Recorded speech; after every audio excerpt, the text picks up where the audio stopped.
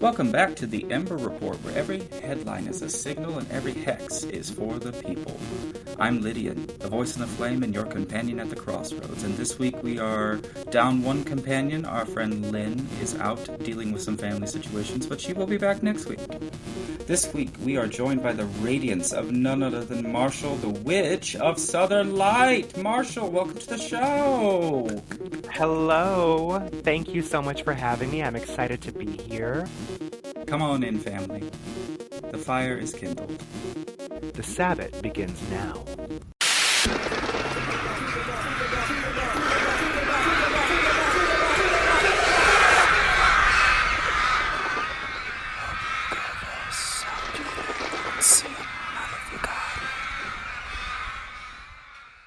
Today, we need to talk to you about 3 stories, and the war being raged upon them. 3 stories, 3 flames. Each show us where the fight burns.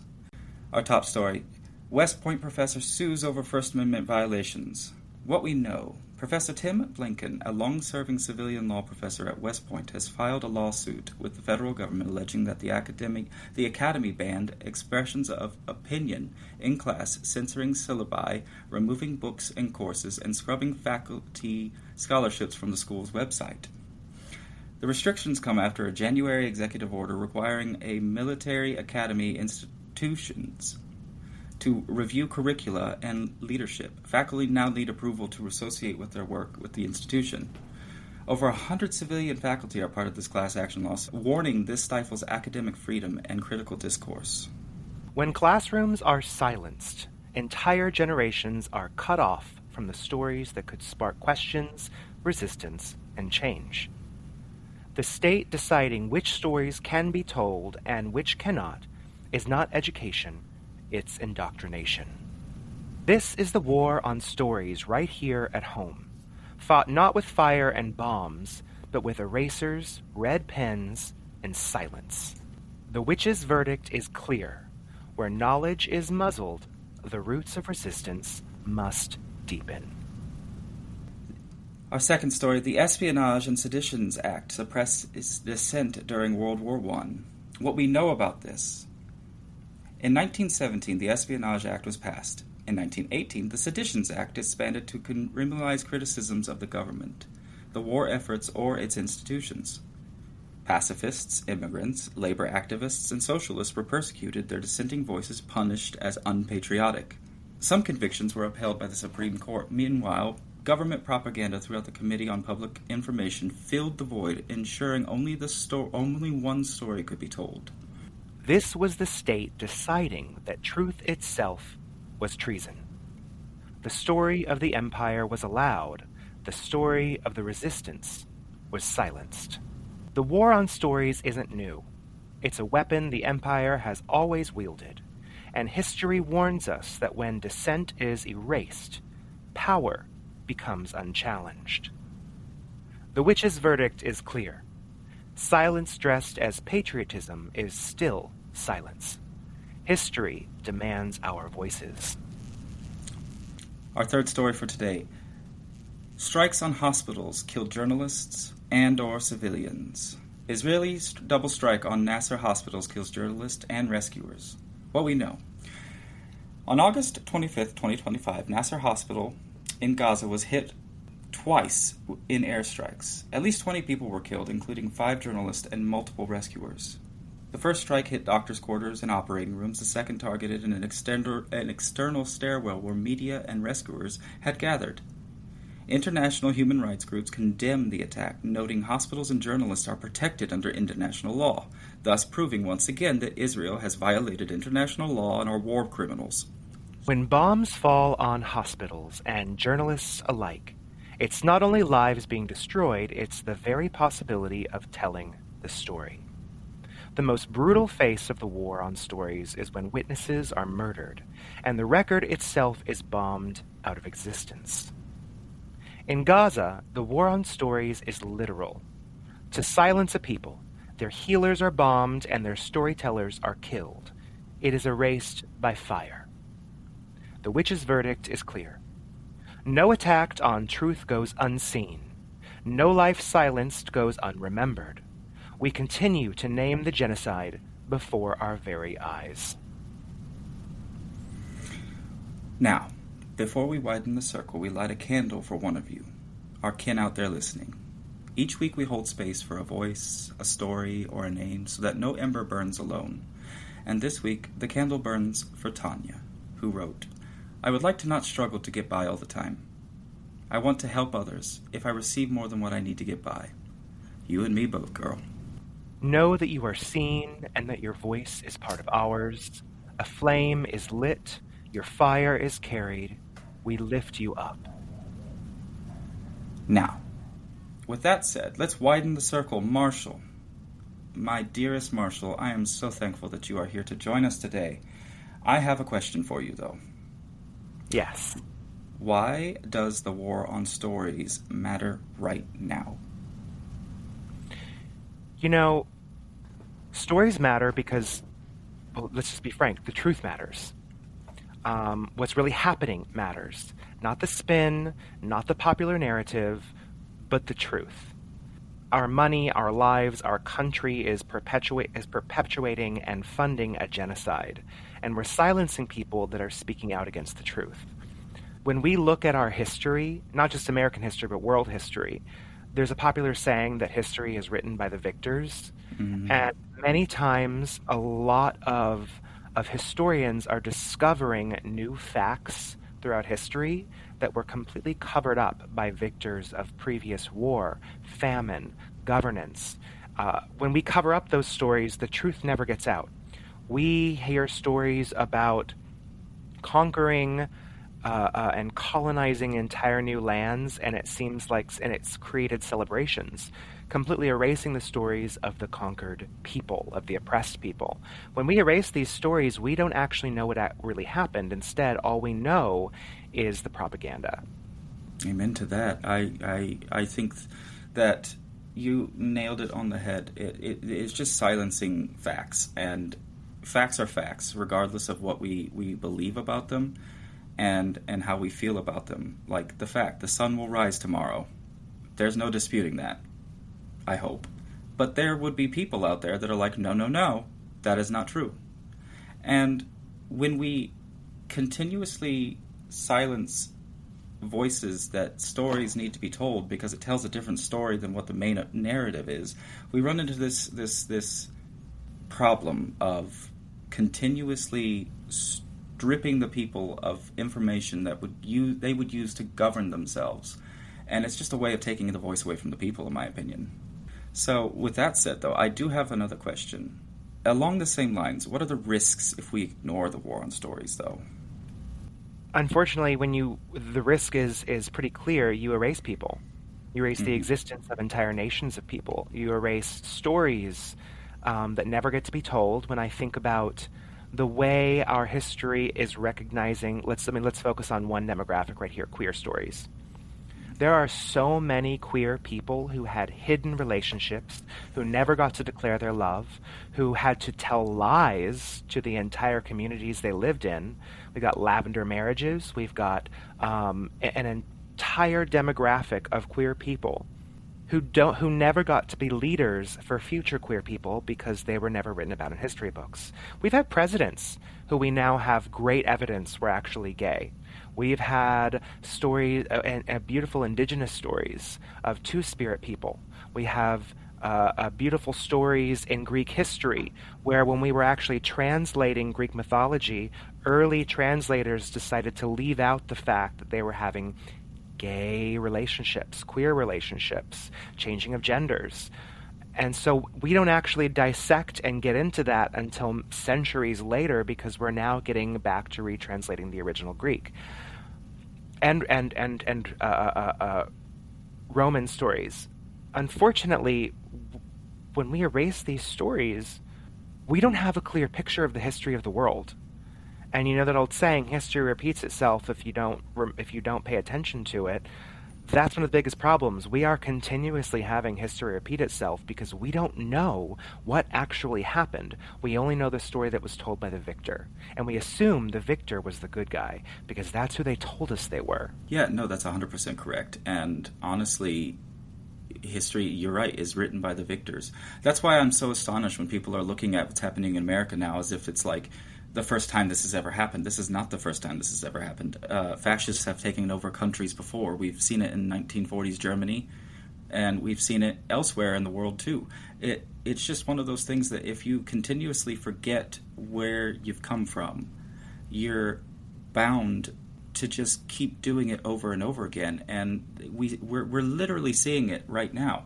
And I wanted to ask you, as a storyteller yourself, how does the war on stories show up in your own life or work? What do you feel, if I could expand on that, what do you feel when you're writing even? Mm-hmm. And do you feel this sense of, I have to get this out there so that the people can know? Mm-hmm. Yeah. Well, absolutely. You know, one of my biggest inspirations for writing specifically was writing stories that I never got to have when I grew up. Many of the films, movies, TV shows, books that I read, I played a game of substitution. I'm a gay man. I'm a queer man. A queer cis man, I should say. So I want to make sure everyone understands who they're listening to.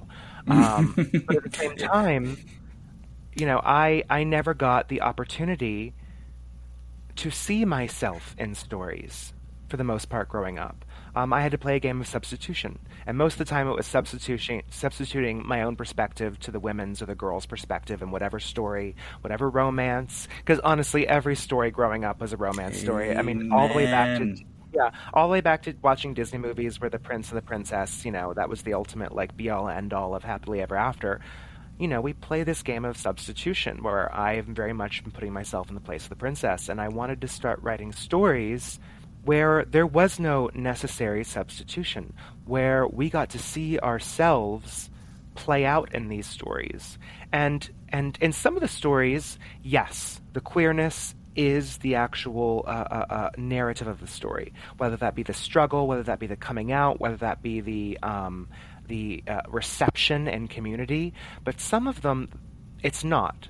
Some of them, it's just a queer person. It's just a non-binary person. It's just a gay or lesbian person.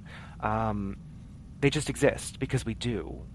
And while many of us, of course, go through a period of time with our struggles, whether that be, you know, a family accepting us, community accepting us, are going through our own personal struggles of figuring out who we are, what our narrative is. But we are more than that. In a lot of media that I had growing up, especially when it came to movies and books, so many of the stories were about our struggle. That's it. It was the struggle to come out. It was the struggle to be seen. It was the struggle of the AIDS crisis, the devastation, a trauma. Everything was traumatic. And while that exists, I did also want there to be more stories where the trauma wasn't the main point. Maybe it's part of it, but that's not the only part of our story. We overcome lots of things on an everyday life that has nothing to do with our queerness. We overcome things in society while being queer. And both of those things exist. I hear a lot of talk nowadays where, especially when it comes from conservatives saying, I don't understand why they have to shove this down our throat. You know, they got to throw a gay person in there. And I'm like, well, here's the thing. Like, gay people exist. And it's interesting because a lot of times a gay character will be in a new show, a movie, and their queerness won't be the main story. But the fact that they are queer is told. And I love seeing this more, especially in ensemble stories, because that the main story isn't their struggle or their trauma. The main story is actually how they fit in with a larger scheme of how this ensemble goes through whatever narrative they're going through in the story. I love a horror movie with an ensemble of ensemble cast, and one of them happens to be a gay man, or one of them happens to be a lesbian. And again, that's not the whole story, but they're included. We're included. Because when it comes to life, that's it's just what it is. We are. It's what it is. And I think back through history because what happens, like there's a history of our war on stories, and that's where we get like the Red Scare, McCarthyism, where you can't share your opinion or your truth about socialism or how you think the government should run in any way, shape, or form because it's too close to socialism, especially in like the 70s and 80s, all the way back to the 40s. We have the Lavender Scare, where you would be blacklisted from getting jobs, from getting housing, from completely being ostracized from communities because your name was put on a list because you were suspected of being queer. And of course, this is where we get the idea of lavender marriages, where a gay man and a woman, or a lesbian and a gay man might get married, so they have a whole public front because they can't share their real story. And I was literally thinking about our history too, because, sure, we have all these traumas that we have that dictate our history and what it is to be queer, and I'll never think that we should forget those. But we sometimes forget that those people fought for the day where we wouldn't have to. I think that when we keep focusing on I think right now, in our current day and age, we need to be focusing on the fight because there is a fight to be had. However, I think that in the future, we need to really be adamant that we focus on life being quote-unquote normal. And what I mean by that is, we're all fucking queer, yes, but, we still pay taxes, we still take shits, we still love, hurt, cry, eat foods that we shouldn't, just like everybody else. Literally, a cup of noodles. And, we are one of those people, or we are a group of people that is just like everybody else. We just happen to love differently. But is our love truly different? I don't think so. Because I think it's just as intense and as passionate as it is with the cis-hetero couples, but they're never going to understand that because they're not interested because of this war that we see on stories. The narrative being controlled is that we are a bunch of fucking groomers, a bunch of people that like to just prey on children and the marginalized, when in fact we're the ones who are the marginalized, and it's our job to protect the other marginalized. Mm-hmm.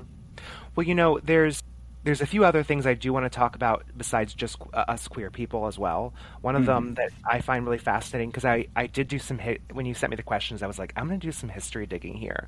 I listened to this podcast a while ago that was about the Spanish flu of 1918, which is very interesting because there are a lot of parallels to COVID that happened during quarantine in 2020. There was so much American government propaganda about downplaying the Spanish flu of 1918, which killed a massive amount of people. We had the same anti-masking that was going on by a lot of right-wing causes. We had the administration at the time was putting out propaganda because people were dying in the military specifically, and the death numbers were going so high, and the administration was lying to the public about them. Because we couldn't get everyone too scared, we didn't want to drop our numbers in military, we didn't want to hurt our economy, and they completely lied to the public about how deadly this disease was because they didn't want to put out a narrative or a story that would scare people. And unfortunately, because of that, more people died. Another one that I thought was really fascinating is the Daughters of the Confederacy, which were a huge 19th century. They started in the late 19th century or the 1800s, all the way into. I mean, they still exist now, but their biggest and largest contribution, I want to say, would be the mid 20th century, because they perpetuated what they called the lost cause. They used their entire organization to perpetuate this myth, this propaganda that the Civil War was not about slavery, but about states' rights. And you still have a lot of Southerners who want to fly the Confederate flag, who say things like, this isn't about slavery, this is about heritage. This isn't about white nationalism, this is about states' rights. It's not. And when you hear that, that is solely propaganda, completely put out into the world by the Daughters of the Confederacy. A lot of these Confederate monuments that a lot of places are removing now, And people say things like, well, we shouldn't be removing history. That wasn't there historically. Those were put up in the 40s and 50s by the Daughters of the Confederacy because they wanted to continue this narrative of the lost cause. These are not historical monuments. And if you need to learn about things in history, we have history books for it. We don't need a statue that honors Confederate soldiers and Confederate monuments to tell us our history. It's written down. It's taught in history books. Statues that honor them do not teach history. They only put up this perpetual propaganda. And then, oh, sorry, go ahead. Oh, No. Continue. I was just, Yeah. I'm basking in all of this information right now. And of course, let's talk about Christopher Columbus. Oh, For my entire life, I have been, we had Christopher Columbus Day off. We had from school. It's a federal holiday. We had an entire education that told us Christopher Columbus sailed the ocean blue in 1492. We had a whole mnemonic that taught us this thing about how he discovered America. They didn't teach us the fact that when he did, it wasn't even North America. They didn't teach us that along the way he butchered indigenous people and their tribes. He didn't tell us about the rape. He didn't tell us about the slave trade that he opened up for them. They didn't tell us about how he kept a diary where he talked about how the indigenous people were easy to manipulate. They didn't tell us how he thought, what was it? I think it was like sea lions or that he thought were too sexy and almost looked like mermaids, and he wanted to Sorry. They also didn't tell us that Christopher Columbus was completely hated by Spain. He wasn't sent off to find a new location. They literally just banished him from Spain, and it turned into this expedition. So we have this entire holiday that we were taught to believe was a celebration of the quote-unquote discovering of America. But that's not what the actual story is. That's specifically where we see the erasure of indigenous stories.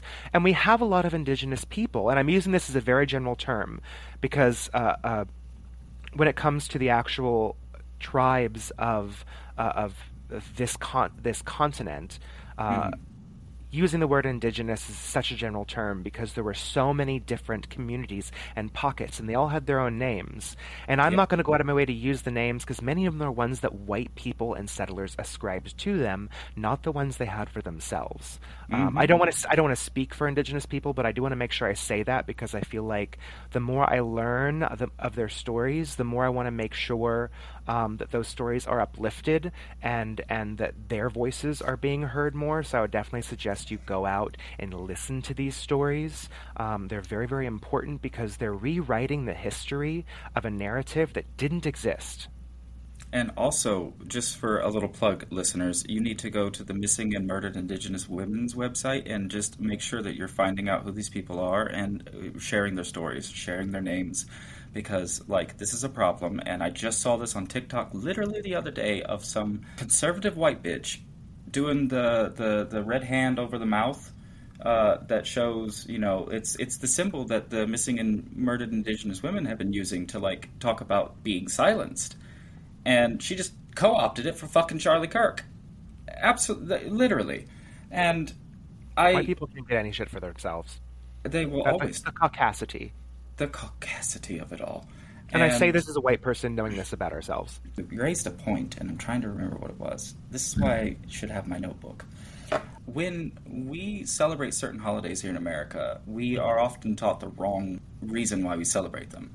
Absolutely. However, I have noticed that when we, as a collective, decide that a certain period is a time of remembrance, like a holiday, so to speak. Let's take Pride Month. The gays have taken Pride Month and turned it into a whole month, but we talk about our history, not just the good stuff. We talk about, the fact that, what's his name? I think his name is Dr. Kramer. I could be wrong. So sorry, but he was actually one of the first people to push gay acceptance. However, he wanted the kind of acceptance where it's no, we are genuinely just like you. The only difference between us is we just like boys. Otherwise, we are just as conservative and just as cookie cutter as the rest of you. We just like boys and girls respectively. And the true gay liberation was birthed out of that. And with it came, like the sex revolution of our day. We had like the fucking, like the Stonewall riots were because of a effort to mask, essentially. But we don't talk about that, and we should. We should talk about, like, our origins were first and foremost. The only reason we even tried to tiptoe out of the closet is because we wanted acceptance, but we still were trying to hide most of our lives. And then because of that, the door got kicked open by true queers and true radicalized individuals who wanted to see change and be like, no, we are fucking here, and we are queer, and you're going to just deal with it. I don't need you to accept it. You're going to fucking deal with it. And that's just what we need to remember. In our, when we talk about these war on stories, it's also in our culture too. Like in the gay culture, since we're talking about that, we need to talk about that. Not all of us started with this fuck it all, let's burn it to the ground mentality. We had to adapt that over time because we tried the method of like the cookie cutter, let's just be like the conservatives, and look where that got us. Nowhere. Have you ever heard of the story of the best little boy in the world? Tell me. So it's this psychological concept, and you see this a lot with what I so kindly call bootlickers. The best little boy in the world is the story of a child who is gay,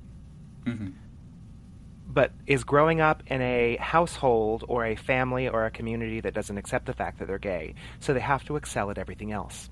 They have to be the best at their studies. They have to get the best job. They have to be the most well-behaved. They have to be the best example of a person so they can make up for the fact that they happen to be queer. And you have a lot of stories of people who are now adults who have this overachievement mentality because of the fact that they grew up with this psychology of, I already have this huge mark against me, so now I have to go out of my way to be the most articulate, to be the most well-read, to have the most intelligence, to have the best job, to make the most money, to be the most conservative, to fit in so I can be accepted by the general audience of our world. That's a really fucked up place to have to be a child from and then grow from there, because it starts, you see this web of how you don't ever get to live your real life because you're so busy living up to everyone else's expectations that you don't even end up growing up with a personality of your own as an adult. You grow up with the personality that was projected upon you by everyone else who said you're not good enough, so you have to be good at everything else. That really messes up a person. I mean, a prime example of that is the pretend Führer in the White House. I mean, look what he grew up with. Seriously. He grew up with a father and a mother who hated him, and now all he does is hate. And the apple doesn't fall far from the tree. It's one of those things that we... You hit the nail on the head, and you hit it so well. And I just can't fathom... You know, when you read the stories in the headlines about a prominent person who does something really bad, and it may or may not come out that he was a homosexual, right? The reality is, he was a bad person. Being gay had nothing to do with it. That's part of the controlling the narrative, because they do this thing where, like, these older generations of gays that are, like, more conservative, less interested in, like, being loud and proud...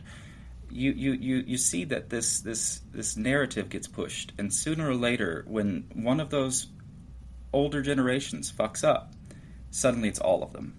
All the gays. All the fucking queers are just evil, and we need to just get rid of them. In fact, they're doing that right now.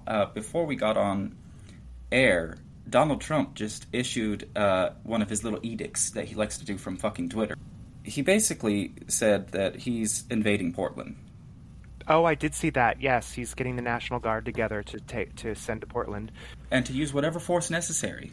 And that's, again, the state controlling the narrative. You see this war on stories that keeps happening where these goons are like, nope, it's the queers and the trans people. So they pick, what, the most fucking liberal city out there that's like we drink our coffee, we read we eat our vegan meals, and we read our books. And he's like, nope, that's the bastion of liberal dysentery. And he sends the National Guard there, and the right-wing media is only covering right now how much of a shithole that Portland is, when the reality is Portland's not a shithole at all. And that's why it's so important that we get information from reliable sources, and to dig and learn and use our fucking discernment when it comes to hearing these things and be like, that does not sit right. Well, in the most recent executive order that just came out, calling Antifa a domestic terrorist threat, one of the things in the actual verbiage, it says, this anti-fascist lie has become the organizing, rallying cry used by domestic terrorists to wage a violent assault against the democratic institutions, constitutional rights, and fundamental American liberties. And this is important. It says, common threads animating this violent conduct include anti-Americanism, anti-capitalism, and anti-Christianity, support for overthrow of the United States government, but more specifically, and this is where it gets really important, extremism on migration, race, and gender, and hostility towards those who hold traditional American values on family, religion, and morality. This was a order that came out on September 22nd, and I want to highlight a few things here. Mm-hmm. If you are exhibiting notions of anti-Christianity, if you are exhibiting notions of quote-unquote extremism on migration, race, and gender, or hostility towards those who hold quote-unquote traditional American values, if you say any of these things, and this executive order holds up in court, if you vocalize them on your social media, if you talk about them in front of the wrong person, this is another version of the Red Scare, or McCarthyism. This is another version of, you could be designated a domestic terrorist threat if you say the words, I hate Christianity. How you go about saying these things may not make a difference whatsoever. If you exhibit anything like an example of maybe you don't have a traditional American family, and you take pride in that, that might be misconstrued as anti-American traditional values. It puts another, in my opinion, it's another strain on our free speech that the government is going after, because this isn't you could be fired, this isn't you might have social consequences, this is we're bringing the law down against you. Mm-hmm. That's scary. It should be, and it should be something that we all take very seriously, because the fact is that, like, I might be speaking out of my ass, but, like, Marshall, your podcast and mine, guess what? Welcome to Antifa.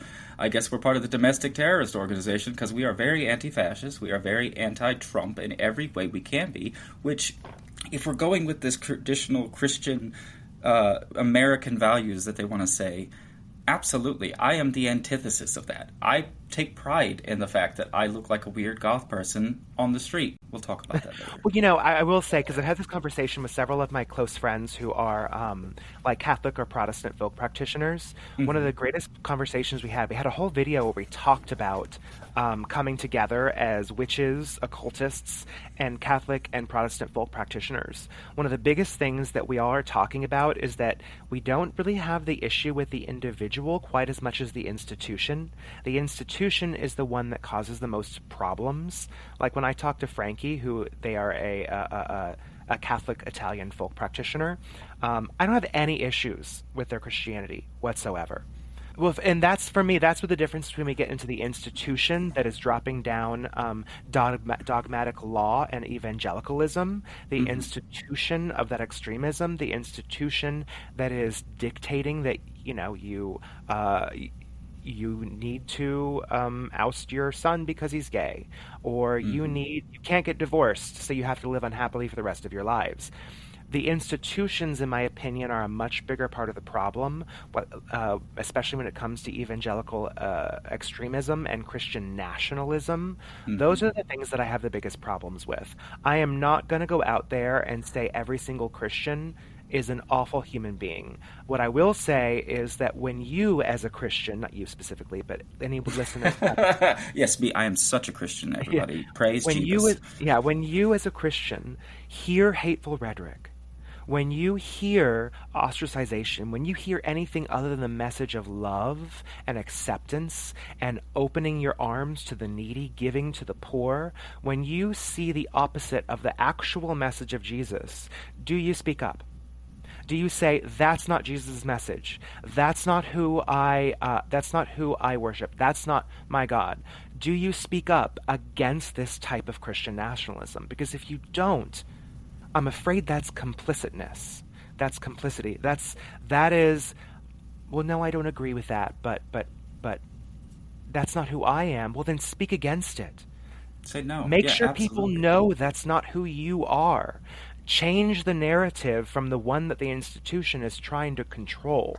That is every one of our responsibilities. Listen, I am a white cis man in America, and I will continually talk about the fucked up shit that white cis men in America do. Because it's my responsibility to say, we have to be better. We have to do more. It's not that we're apologizing necessarily for who we are, because we're all born who we are. But we have to speak against the people of our own demographic that are perpetuating the oppression. Because we have to change the narrative if we're ever going to make a difference, if we're ever going to change, not just the narrative, we have to change the actual stance of it. We have to change what it represents, because otherwise we're just letting the oppressor control the direction of power. Well, to your point, ignorance only remains ignorance as long as you refuse to learn. Absolutely. And so I think as white people, I said this last week on the show, and it was a bit, I got told it was okay. But I think a part of our reparations as white witches, right? Like white people who are witches, is we should be using our magics and everything that we have to be protecting and uplifting and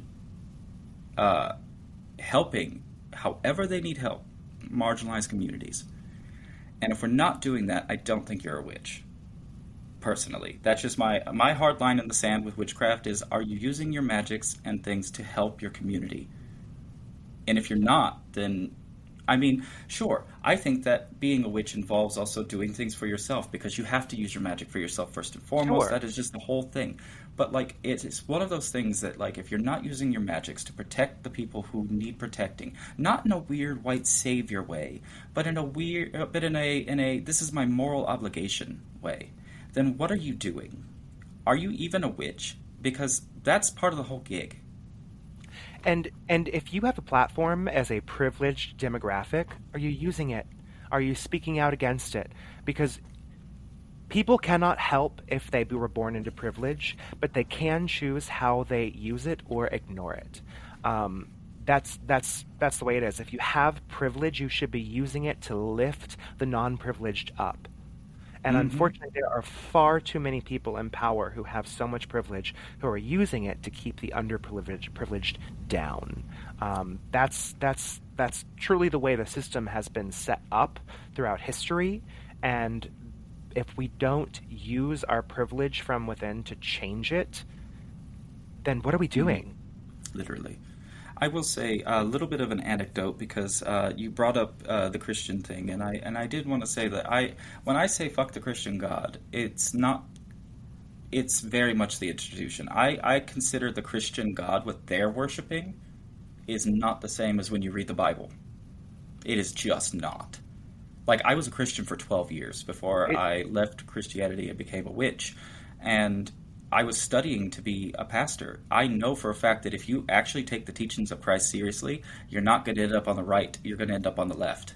Deeply On the left, because it's all about loving your neighbor as yourself, loving God. To be a Christian, when you love God, is to love your neighbor as yourself. And that is the whole of the law. And I do not understand, and I never understood as a Christian, why Christians continuously added more rules than were in the fucking book. The institution. Seriously. The institution. And I think if you are a real OG Christian, you will reach this place, because you will not stand by and watch people you love and care about being hurt and destroyed by the people who claim to love the same God as you do. You can't do that. You just can't. So The genocide in Gaza has been going on for 2 years now, and Hannah Ian Binder used her platform when she won the Emmy for Best Supporting Actress to say Free Palestine, and of course she also said fuck ICE, which I just loved. But when she was asked, why did you say that in your speech, her response was, it's my obligation as a Jewish person to distinguish Jews from the state of Israel.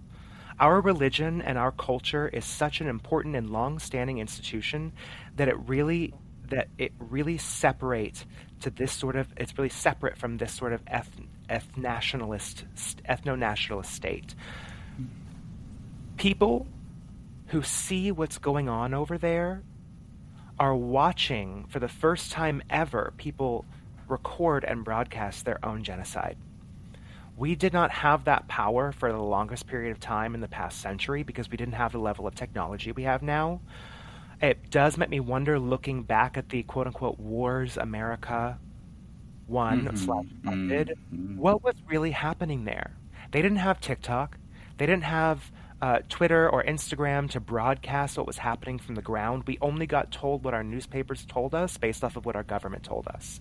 And to see a huge portion of the Free Palestine movement be pushed by American Jewish people is such a wonderful thing to see, because they are standing up and saying, this is not us. This ethno-nationalist state does not represent us. This government does not represent us. And we stand against this. And which is why I also say, as a Christian, if you are a Christian and you see Christian nationalism, stand up and say, this does not represent us. This is not God's message. This is not Jesus' message. If you are a white person and you see racism, if you see Nazism, if you see racist rhetoric, it is our responsibility to stand up and say no to that. Point it out.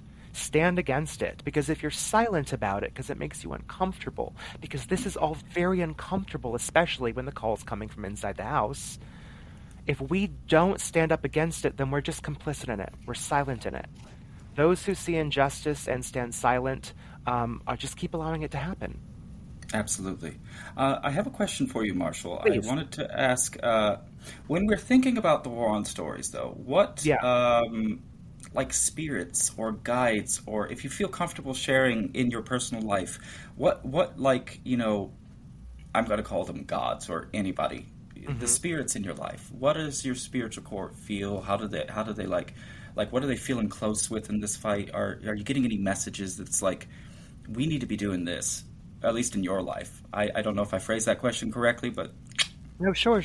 Well, first off, my main spirit that I work with is the spirit of the crossroads, the man in black or the witch's devil. They are a crossroadian spirit. They are... You might see like the witch king, or you might see the witch's devil, and it might sometimes be somewhat male-centric, and sometimes he is even used.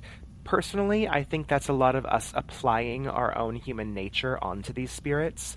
I use they, he very interchangeably when it comes to the man in black. Again, just the euphemism of the historical term, the man in black, implies the idea that this is a male energy, sexually male energy. I don't see that as much as I see a very genderless / gender fluid. They can be all, they can be everything, they can be nothing. They are this crossroadian spirit that exists at that place of in-between. I'm going to use the most overused word, liminal spirit. Which honestly, I love a liminal spirit. I love a liminal spirit, and I love the overused word liminal. I also think a great spirit to work with right now is Mercury. Mercury is another very gender-fluid spirit, as well as open conversation. They're a great spirit for trans rights, a great spirit for queer rights, a great spirit for opening conversation that you may need to have with people, especially if they're tough conversations. I also love the man in black. I have had an unhealthy obsession ever since Southern Bramble, a podcast of Crooked Ways, came out and introduced me to the spirit that is the devil, the folklore devil. Lucifer, you can name him however, or actually you can name them however, because I also agree they're very much non-binary. And so when you wrote that in your book, I was like, fuck yes, somebody did it. Somebody did it. And as a non-binary person myself, I have to say I'm very thrilled. It was like wipe the tear away. But I work with that spirit, and it is very much like the spirit of sovereignty. Like, you could say Hecate is also the spirit of sovereignty. You know, it is these spirits of remembering who you are and what you stand for, and I really think that more witches need to stop being so scared of the devil. They're already calling us devil worshippers. Just fucking acknowledge that you work with the spirit of the crossroads now, and just move on. But I don't know. I'm going to cut all that. That's fucked. But I think that when we work with these liminal spirits, we need to remember that we witches are also liminal. We should be in and out. We are 1 foot in the world, 1 foot out of the world. So we know when the world is sick. We know when the world is needing upheaval. We were the first to sound the trumpets to be like, you know, this is a fucking fascist takeover, other guys, and we need to fucking do something about it. Mm-hmm. And instead, what's happening? Witches are still fighting about the right and wrong way to do witchcraft. Come on, guys. We all know that there's a 1,000,001 ways to skin a cat. But you know if what you're doing isn't witchcraft or not. You just know. Are you getting the results? Are you getting this? I'm not interested in people who are here to debate the inner mechanisms of witchcraft. I'm here to tell you that we need to take whatever you've got, and we got to direct it. Now is the time to fight. We don't have time to keep... Like, I think that there is an appropriate space for debate and for talking about our personal gnosis.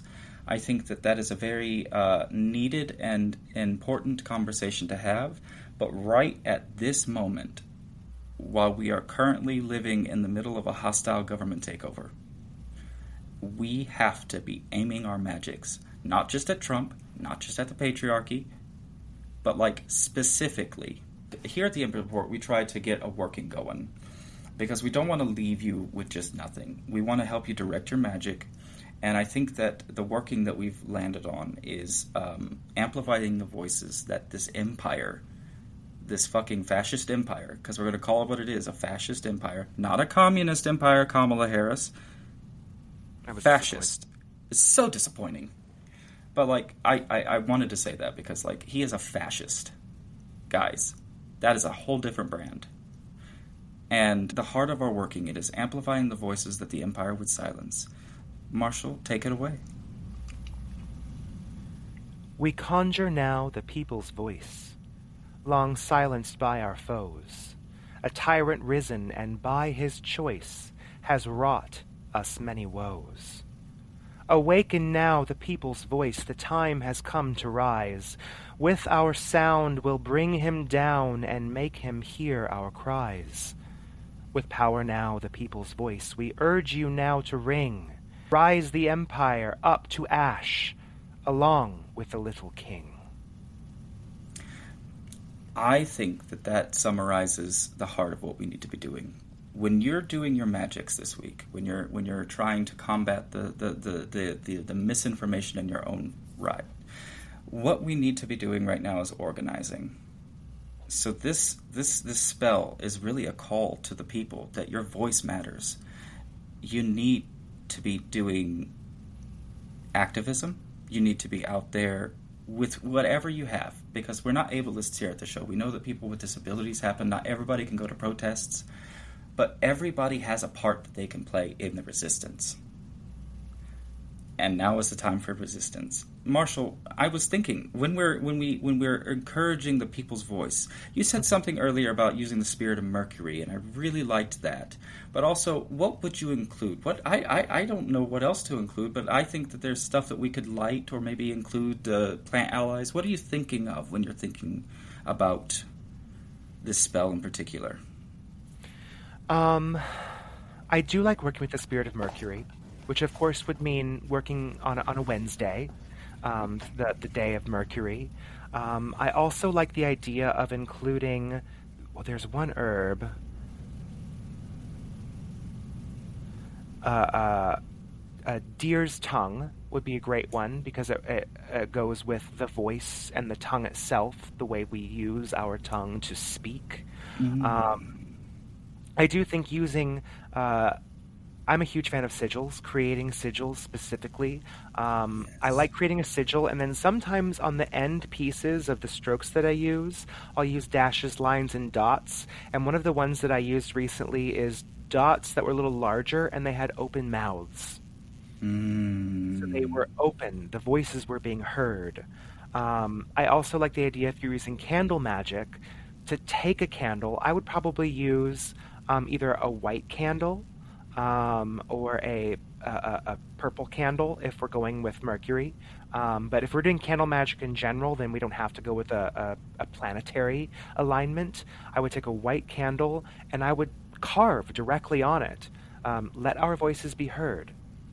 Open, Mm. clear voices, clear communication. Or if you have like a paper, I like this. I usually have like a cheese plate that has out of slate, and I will draw sigils on chalk.